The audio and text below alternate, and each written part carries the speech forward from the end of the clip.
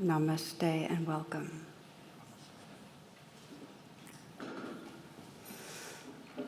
About a decade ago, a spiritual teacher was asked to describe our contemporary society, and his response was, "Lost in thought." And I thought that was a really kind of wonderful description in a way. 100 years earlier, D.H. Lawrence observed our disconnection, really, from this living world and how we lived in another kind of universe in a sense. We weren't really connected. And this is what he wrote. He said, "We must get back into relation, vivid and nourishing relation to the cosmos and the universe. For the truth is we are perishing for lack of fulfillment of our greater needs. We are cut off from the great sources of our inward nourishment and renewal, sources which flow eternally in the universe. Vitally, the human race is dying. It is like a great uprooted tree with its roots in the air. We must plant ourselves again in the universe." I think that's one of the best metaphors I've heard about our predicament, the sense of being like a great uprooted tree and our roots are in the air. We're in this kind of cyber universe or virtual universe or lost in thought, and we need to replant ourselves in this living reality, this mysterious, sacred presence that we can only experience if we wake up through our bodies and our senses.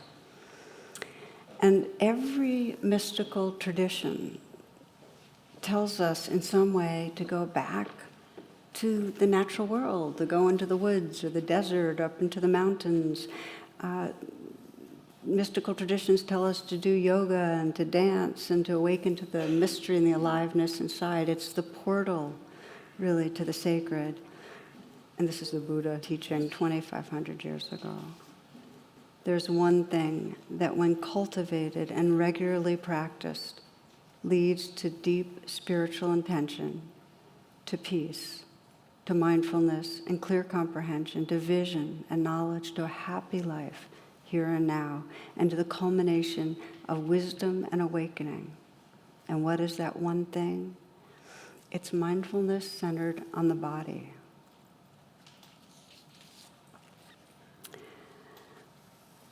So our reflection for this class and the next one, which will be in 2 weeks, is really a homecoming to aliveness, replanting ourselves in our natural being, in our earth, in our bodies.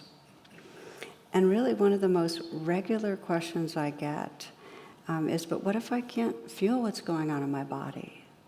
And when I teach RAIN, and I address this some in Radical Compassion, which is a guide to RAIN, a lot of people have trouble when they're investigating their experience, feeling the aliveness of the body. And it's a real prominent feature in our whole society that so many are dissociated. So we're going to explore that some. One art professor described how when her daughter was 7, she asked her what she did at work. And so she told her that she taught people to draw. She's taught at a college. And the little girl stared back at her mom with kind of incredulity, and she said, "You mean they forgot?" You know. And the truth is, our bodies know how to sing and dance and draw, and they know how to make love and to give birth and to die, and they know how to mourn, and they know how to celebrate.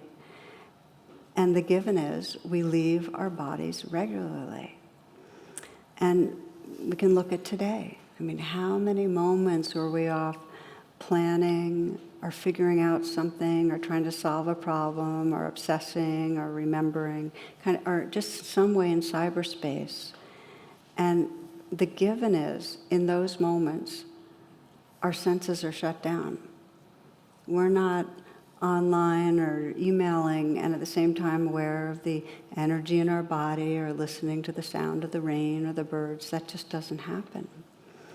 So The other thing that happens is that when we're lost in thought, when we're dissociated from our body, we're cut off from empathy, we're cut off from compassion, we're cut off really from connectedness and wonder. John O'Donohue's no longer alive poet, philosopher that I love, he says this, he says, our bodies know that they belong to life, to spirit. It's our minds that make our lives so homeless. It's our minds that make our lives so homeless.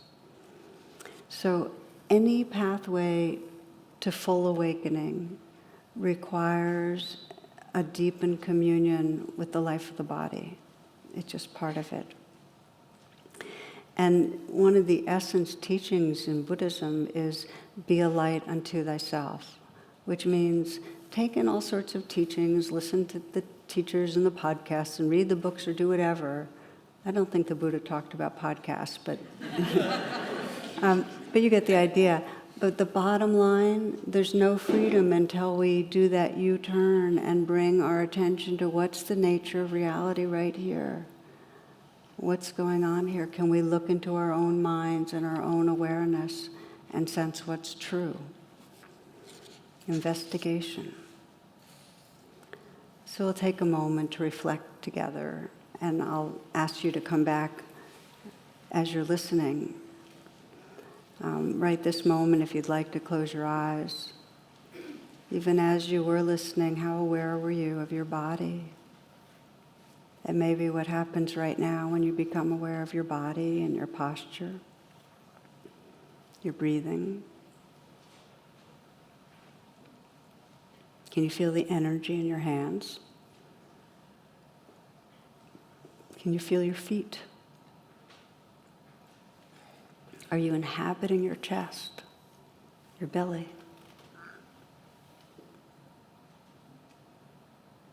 And today, if you scan today, was there some presence in your senses? Did you feel that kind of wintry air on your cheek? Listen to birds, or see maybe the silhouette of the trees against the sky? Or feel your breath, or get in touch with what mood was here, your heart. Did you sense what was going on with another? One teacher advises, don't go far from your body. And with even a little exposure to meditation, where the invitation is to keep coming back to presence, it reveals that there's this universal challenge in staying here. Like right now, feeling your body, can you stay here some? And what people find is either they can't feel sensations much in their body, maybe the hands, but not some of the more interior parts of our body. Or they get in touch but can't stay very long. Or get in touch but there's a real reaction. There's a feeling of being overwhelmed or flooded, not liking. It's rare to rest wakefully and allowing, just opening to the changing flow. How come? You might check right now, what is between me and being home in my body in this moment? Just check. What's between me and being at home in my body at this moment?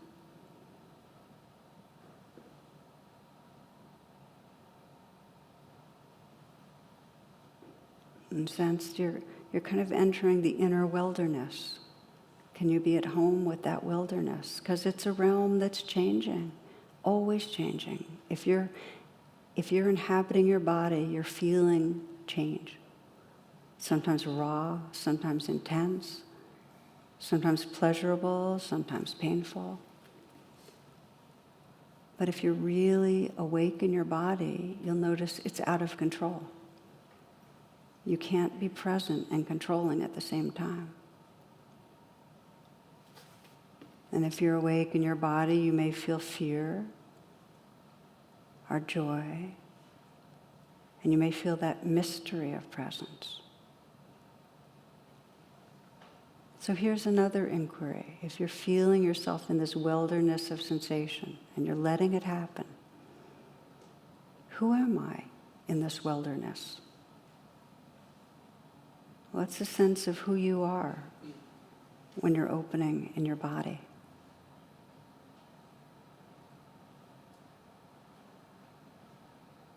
Can you sense how presence in the body actually dissolves the sense of a self or a doing self?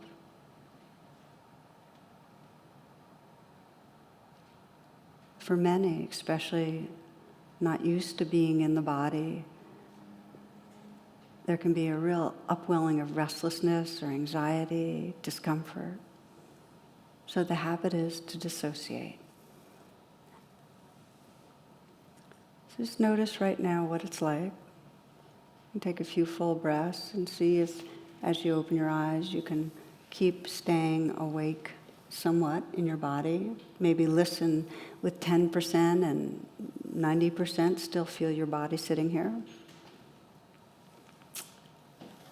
So again, if you feel like, oh my, I'm not very good at this, or I dissociate quickly, or I realize I've been through my day and I've barely landed in my body, you're not alone at all. And that's mostly this isn't like a something's wrong with you thing. It's it's one of the features of our society is that we dissociate. And then instead of staying in our bodies, we go up to our mental control tower and we try to control our life from there. Quite a while ago, James Joyce wrote a short story, and the line that always stands out to me is, Mr. Duffy lived a short distance from his body. Isn't that a great line? I mean, isn't it just true? So if you look at contemporary society, our children are leaving their bodies earlier and earlier. For children and teens, it's an average of 7 hours behind a screen and 4 to 7 minutes outside. Now that's really, really frightening to me. Just think of that. One little boy proudly announced in kindergarten that his cat had kittens. He said, there are 3 females and 3 males. And the teacher said, well, how'd you know that? He goes, well, my father turned them over. There's a label on the bottom.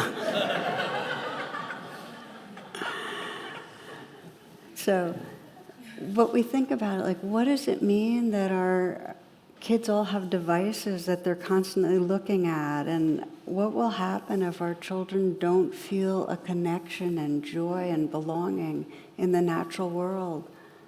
Will they love this earth and feel intimacy with this earth and want to take care of this earth? What happens?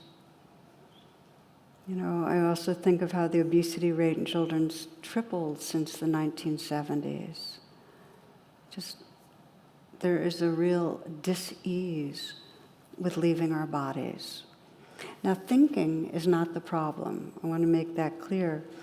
We need to think. Thinking is part of what really allows us to be creative. It allows us to pursue spiritual explorations. It allows us to communicate. Thinking's great. And we overthink. We're addicted to thinking. And we don't know how to discern between the thoughts that actually allow us to keep on evolving and the thoughts that keep us trapped in small, fearful selves. So the problem is that when we're not present in our bodies and our hearts, our thoughts get hijacked by our limbic system. Many of you know we have a negativity bias. That means that we are inclined to fixate on what's wrong and what's missing. And if we're not embodied and present, that's the default. Our minds will be run by our fears. We will spend most of our time anxious and worrying and trying to busily figure out things way more than we actually need to work out problems. How many of you notice that you're kind of going around the day a lot of times assuming there's a problem and trying to figure something out? Don't even bother raising your hands. It's okay. But you understand. So what happens is that overthinking, the way we do it, especially when it's run by fear, separates us.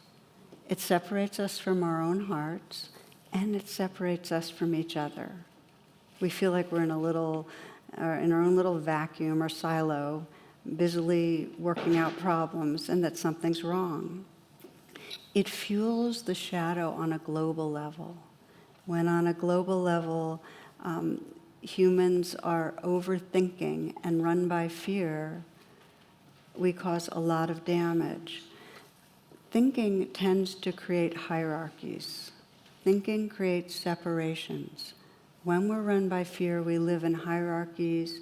We get caught in domination, mastery, control, making others inferior. So in a global way, our fear-based thinking ends up driving racism. It drives tribalism. It really leads to violating other humans and other non-human animals because we feel like they're less than us and violating the earth. And I say this, and that might all sound abstract, but consider this.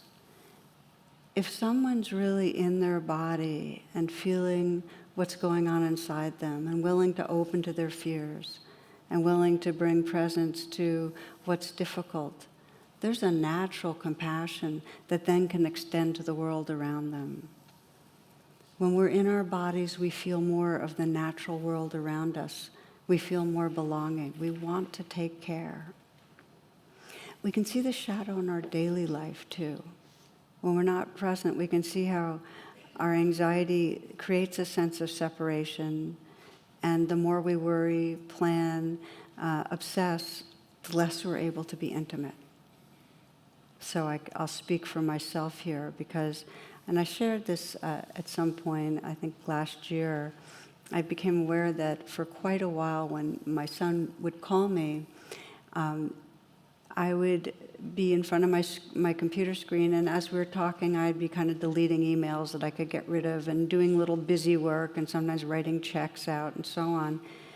And then started noticing I'd get off the call and feel this kind of slumping sense of, oh my gosh, this is my son, I love him. Why was I multitasking? Why couldn't I just be there? Now, of course, being completely transparent, he only calls me when he's driving from place to place, so he's multitasking too. But it really has, there were a few rounds where I really felt some angst around it, and it actually has shifted how I pay attention. We need to think, but when we're addicted, we vacate the premises. We're not really able to be intimate with our life. It creates a trance. This is Annie Lamott, the writer. She says, "My mind is my main problem almost all the time. I wish I could leave it in the fridge when I go out, but it likes to come with me."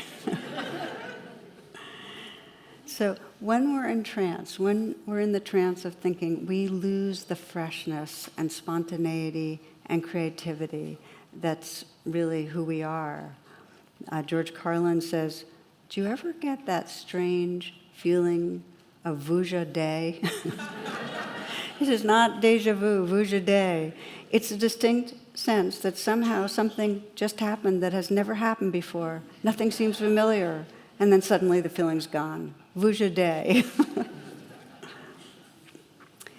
Okay, so we're setting up the challenge, and the challenge is a deep habituation to leaving our bodies and being lost in thought beyond the usefulness of thought.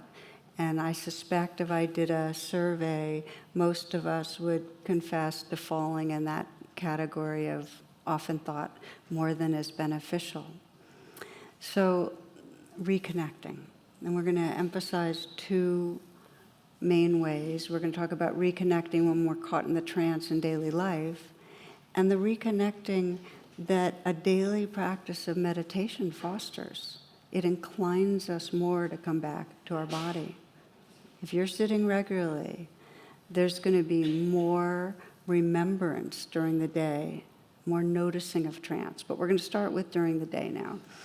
We have to recognize we're in a trance in order to come back. So I want to tell you what I think are the 4 flags, the main flags of trance, and I've already mentioned them in some way. But whenever we catch them in our daily life, if you want to deepen on your spiritual path, let it be kind of a flag or a signal that says, oh, this is the trance, come back. Now the first one, the first big one, is obsessive thinking.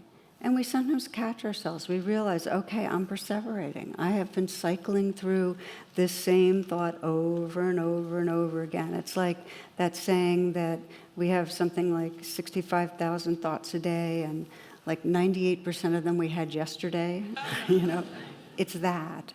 So we realize, okay, this is not moving forward our purpose in life. This is just cycling. I mean, how many moments are we in some way preparing for what's around the corner, but over-preparing? And I'm watching myself with that right now because I'm leaving town tomorrow.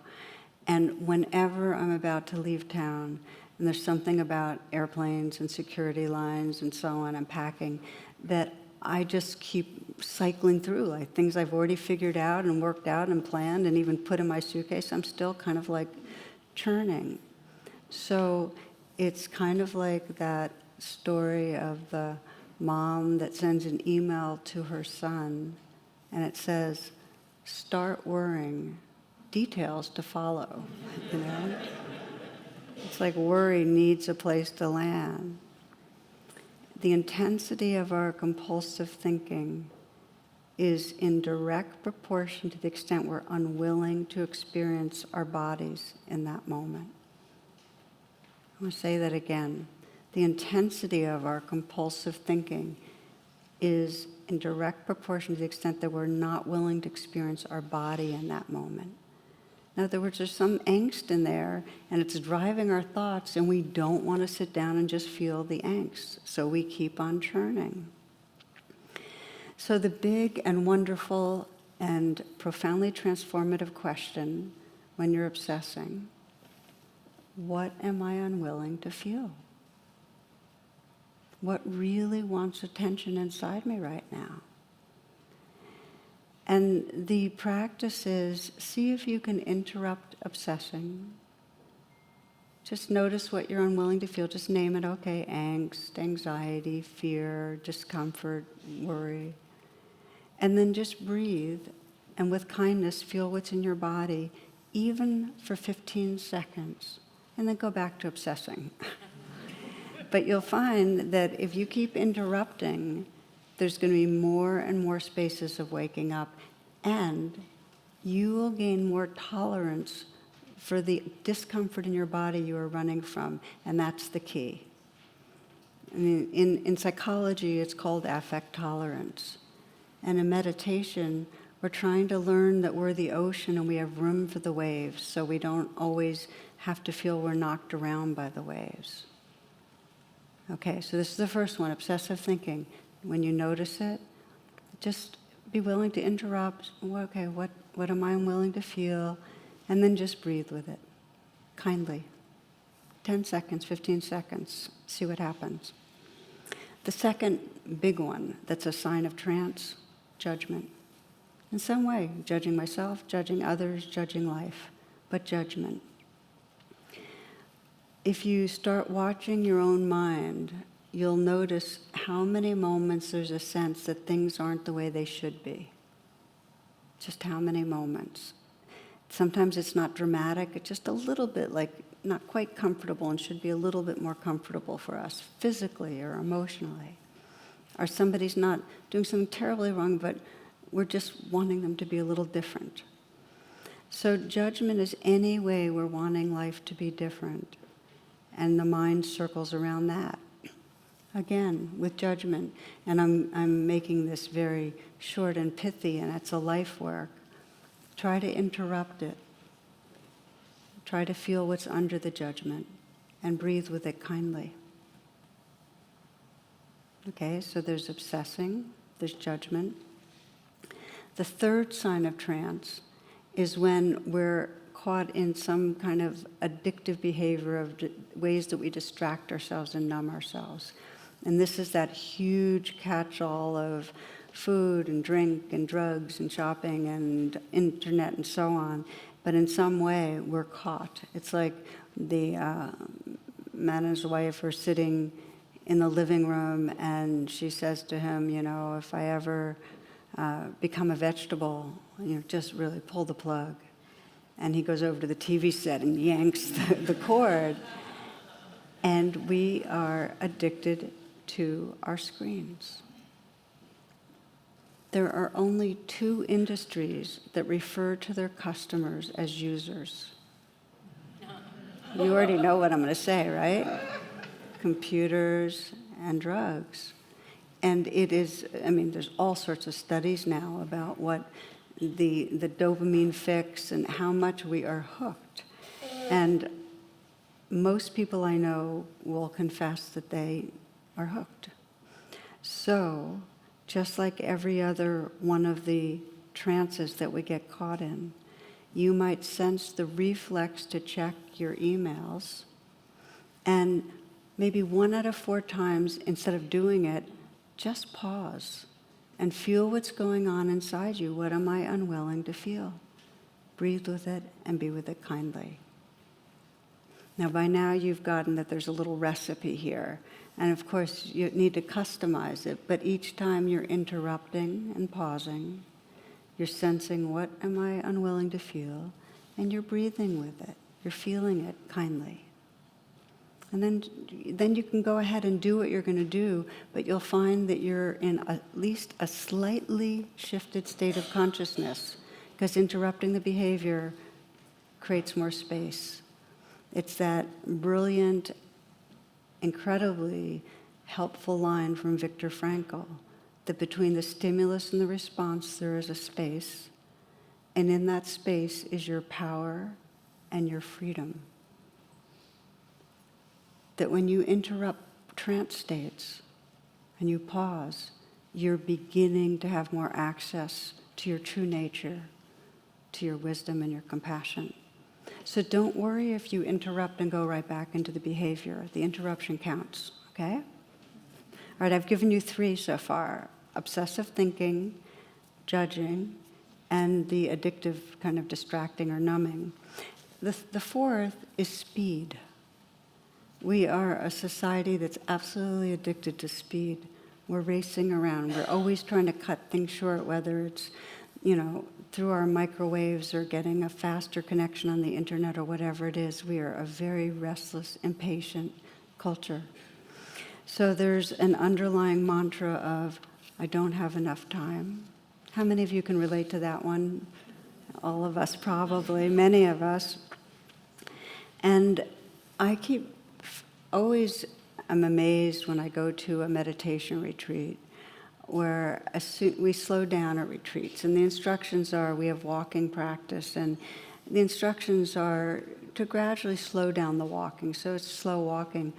But what's always phenomenal is when I walk half as fast, I notice twice as much.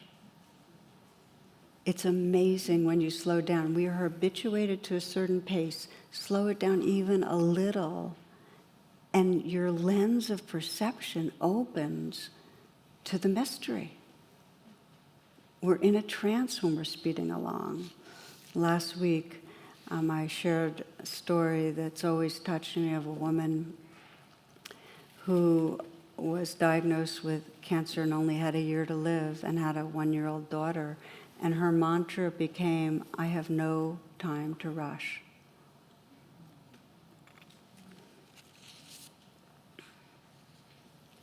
So many people share with me a kind of underlying sorrow, and it often comes when there's been a loss in their lives, that they've been racing across the surface but not really arriving, not dropping in, not letting this moment matter. It's like even right now, as we're reflecting together, there's a sense, well, we're on our way to something, to the end of the talk, or on our way to the rest of the day or evening, or whatever it is. We have a map in our mind. And it's very rare that we pause from our speediness enough to really sense this moment right now, matters as much as any moment in the universe. And if we can't sense the mystery and sacredness right here, we're in a habit of not noticing. We'll keep racing across the surface. So again, with speeding, it's the exact same process. Okay, a trance. We're in a trance for a little bit, just to interrupt it, to slow down, take a few breaths, feel that energy, that anxious, restless energy that's been driving us, breathe with it, tell it it's okay, and then whatever you need to do after that, okay. But here's the deal, that when we're speeding and when we're judging, when we're obsessing, when we're numbing, we are running away from the present moment. We're running away from the life of our bodies. We're running away from our hearts. And as long as we run away from the wilderness in here, which can feel angsty, we're also running away from the place where we can feel passion, creativity, love, and freedom. Carl Jung has this quote that I've for years, it's really struck me. He always talks about it in psychological terms, what happens when we cut off. And he says one of the greatest influences on their offspring and on themselves is the unlived life of the parent. One of the greatest influences on their offspring and themselves is the unlived life of the parents. Living lost in thought is creating unlived life. It's moments that we're in a virtual world. We're not living our life. And so the pathway is this willingness, and it takes courage to go ahead and be in the wilderness and not be in control, and develop kind of a patience or an acceptance of what feels raw and difficult. And then in that presence, we begin to discover the mystery or the sacredness that's there. We have to be embodied if we want to love. Love, when it's an idea, is very thin. It's a tenderness. Thich Nhat Hanh has a kind of great teaching around this. And he describes how this took place in 1966, how a friend invited him took him to the Atlanta airport, and they're saying goodbye, and she asked, is it okay to hug a Buddhist monk? Now, in his culture and country, they just didn't express that way. I mean, the Buddhist monks did not go around doing hugs. But he thought, I'm a Zen teacher, shouldn't be a problem for me to do this. He says, why not? But he says, as she hugged me, I was quite stiff.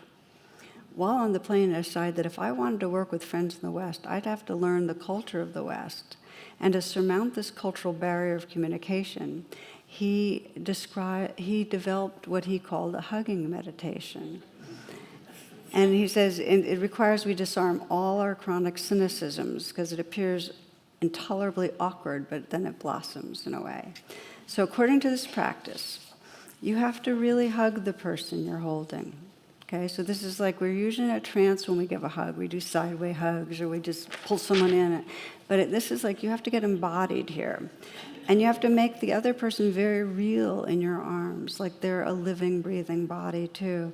So it's not just the sake of appearances where you're patting them on the back to pretend you're there, but you're actually, we all know that one, But you're actually consciously hugging with all your body, spirit, and heart. He says, breathing in, I know my dear one is in my arms alive. Breathing out, she is so precious to me. And he says, if you breathe deeply like that and hold the person you love, if you're embodied, if you're here in your heart and your body, the energy of your care and appreciation will penetrate into that person and she'll be nourished and bloom like a flower. So that's a very Thich Nhat Hanh's kind of way of expressing. But if we want to translate it to ourselves in a way that is just in our daily life, what would it be like if, with somebody dear, you just made it part of your intention to show up for a hug?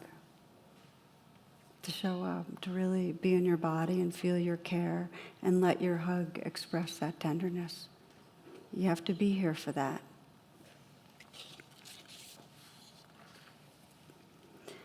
So we're talking about the pathway back, and the first part that we've been talking about is how to interrupt the trance and get back into our bodies and our hearts.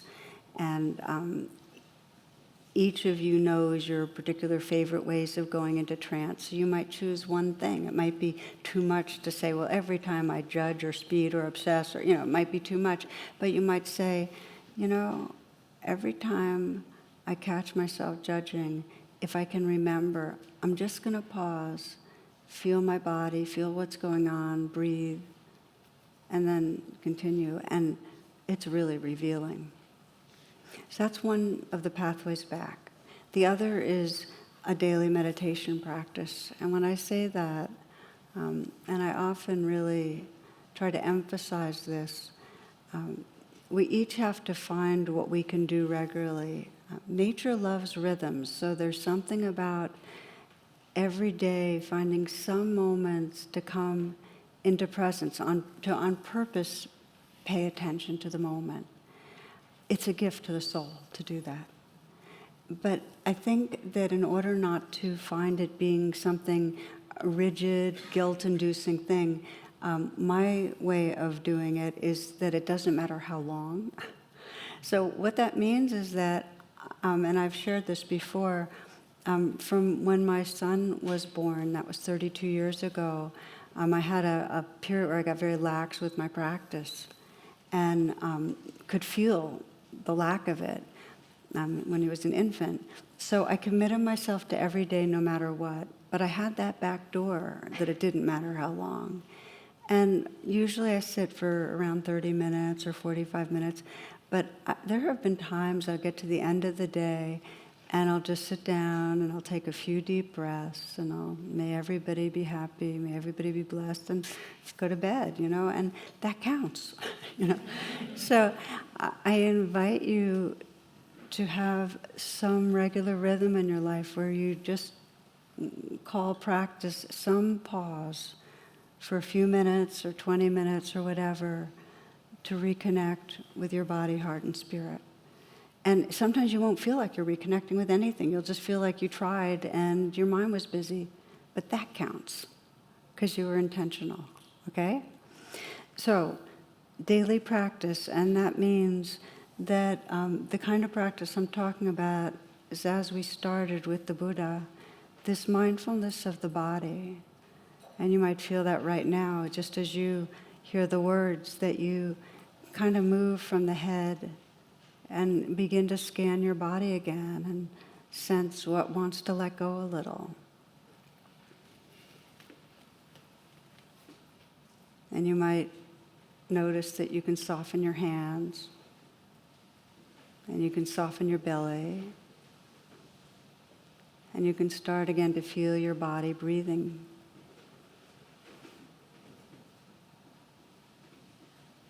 And feel even in 10 seconds, a little more present. So you pick the style of practice you enjoy doing. For some, a body scan works wonderfully to get us in our bodies.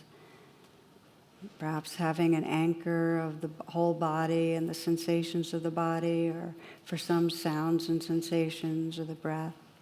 But something that brings you to your senses. Now, I remember one of my first conscious experiences as an adult of a sense of the sacred. And I was a junior in college and taking classes in yoga and meditation. And I remember one spring day leaving that class, it was evening, and it was, the fragrance of the fruit blossoms in the trees. And I stopped at one point and just stood very still. And I could feel the breeze, gentle breeze on my skin, and my mind was quiet. And I realized that my body and my mind were in the same place at the same time. And that was the sense that life is sacred. That quietness and that presence.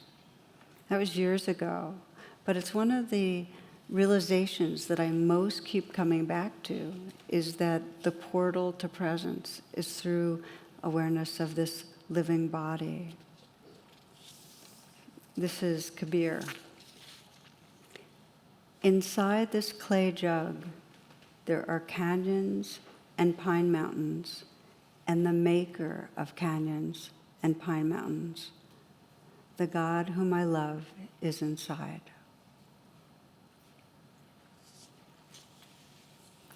So, as a part of a beginning to wind up here, we don't move directly, usually, from trance to resting in a sense of blissful sacred presence.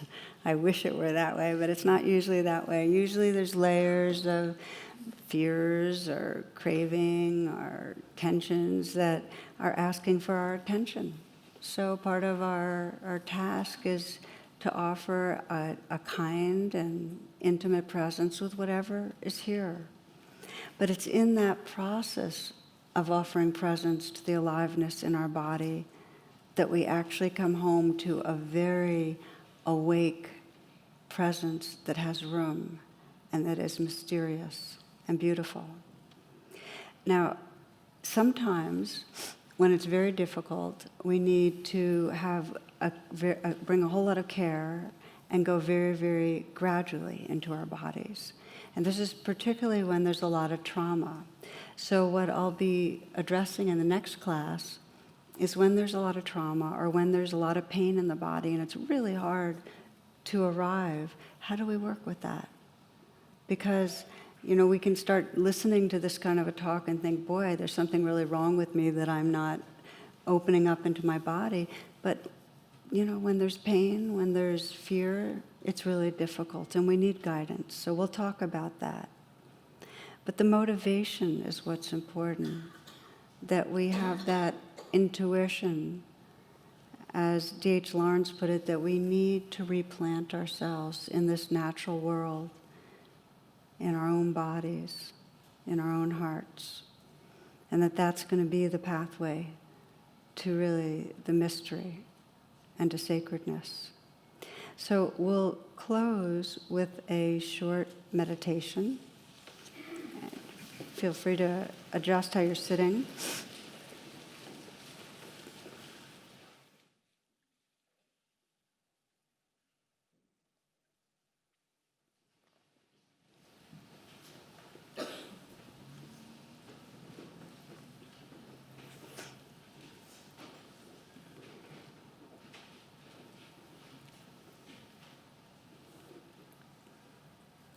As you bring your attention inward, you might yet again scan and notice if there's any places in your body that have tightened up that would really like to let go a little. So just bring a gentle listening attention to your body and sense what wants to let go right now.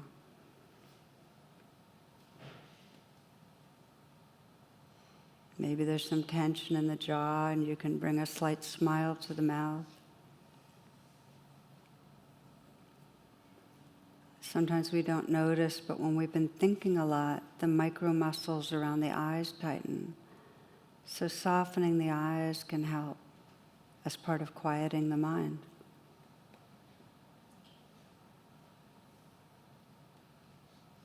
You might allow your shoulders to fall away from the neck.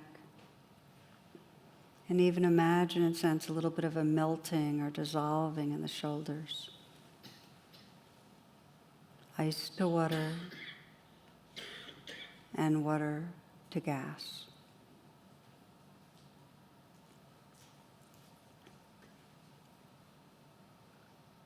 And let the hands be soft.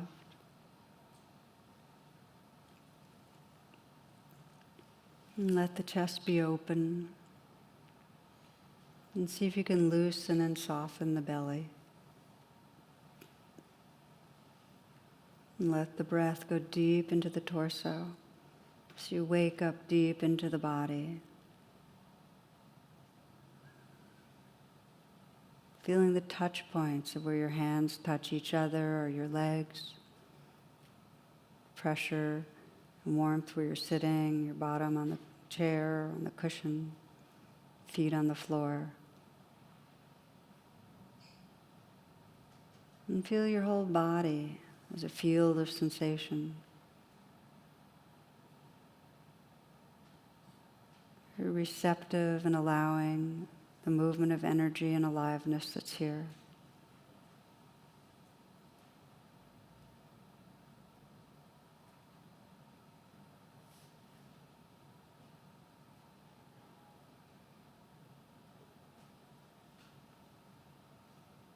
You might sense if there's anything that wants attention in the domain of your heart, if there's any mood or emotion that simply wants your acceptance, a kind attention.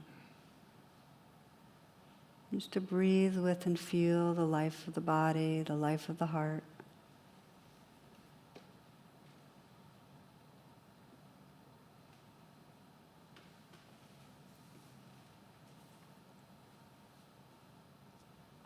Including sounds. You're letting your senses be wide awake, wide open.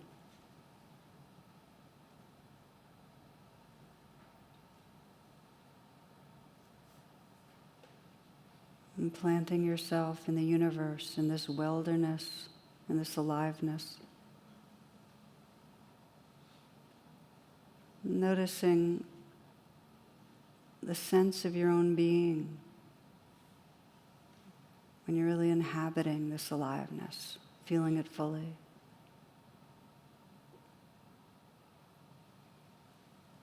See if you can sense a kind of formless presence that's here. The solidity of self dissolves when we open into this mystery of aliveness.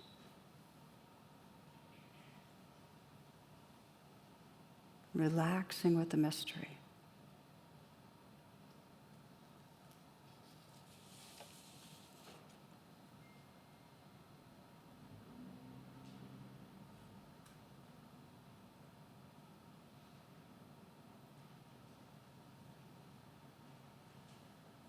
We close with a poem from Robert Hall. Within the body you are wearing now, inside the bones and beating in the heart, lives the one you have been searching for so long. But you must stop moving and shake hands. The meeting doesn't happen without your presence, your participation.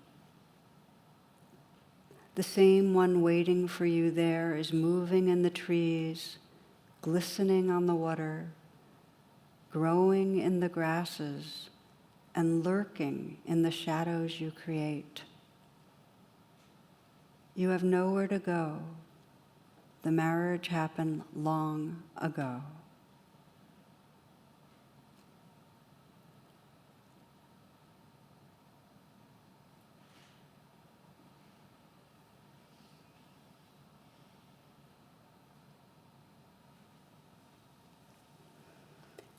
Namaste, and thank you for your presence.